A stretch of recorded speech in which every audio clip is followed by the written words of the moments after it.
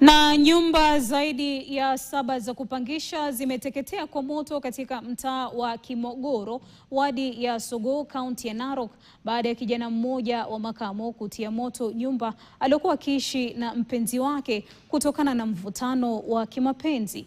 Kulingana na majirani walioshuhudia ni kuwa mwanamke huyo alikuwa amejaribu kumwepuka mwanamume huyo, jambo ambalo lilimkasirisha na kumfanya achome nyumba hiyo kwa lengo la kumteketeza mwanamke huyo. Hata hivyo, mshukiwa alitoroka baada ya kutekeleza kitendo hicho, na pia anatafutwa na maafisa wa polisi, huku wenyeji wakiomba serikali waweze kusaidia hasa kutokana kwa mali.